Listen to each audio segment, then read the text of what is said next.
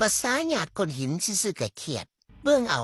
ไปนอนเฮ็ดดำคืออยู่ผู้เดียวอยู่หั่นน่ะดำอันแม่นี่หยังหาแต่แน่มาเครียดแด้น่ะก็ได้แต่สิว่าเจ้าของมีใจอยู่ผู้เดียวซะบ่เบิ่งแหน่และเฮ็ดซิกนิกอยู่นั่นบ่ไหวเด้ออันสิบ่มีความคิดปานนั้นละดาวเอ้ยอันมาเว้าเรื่องของเฮานี่แหละอันมานี่นะนี่อย่ามาฝากมาต้อนได้เนาะมื้อนี้ได้ยินข่าวว่าขนมเบิดแล้วแต่ว่ามื้อวานนี่เห็นซื้อเนื้อมาเฮ็ดสิหลอดอยู่เด้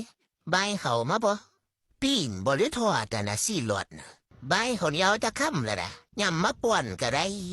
บ่ได้กินยากปานนั้นอยู่ง่ายกินง่ายล่ะแต่ว่าก็ต้องเอามากินนั่นล่ะเนาะมีอยู่แม่นบ่อันสิหลอดน่ะนะดำมาสิเครียดก็ปล่อยมันเครียดไปเฮ็ดจิกนิกอยู่บ่มาใกล้เฮาก็สร้างมันมานี่เอามานี่เสนอเสนอเบิ่งตาเหลสิหลอดเดี๋ยวเบิ่งดำตัวนี้ก็เอามาเร็วๆเนี่ยอันโซ่ผู้นั้นผู้นี้อยู่กินแล้วก็แล้วเข้าปากแล้วก็แล้วยำลึดนั่นมันก็แล้วแต่ที่กูเลี้ยวเบิ่งโดดบ่นี่กูสิอยากบ่เนาะที่สวบหน้าแข้งมันอยู่ที่เอามาเฮ้อก็สิจูนแล้วได้ล่ะนี่น่ะเอามาเร็วๆ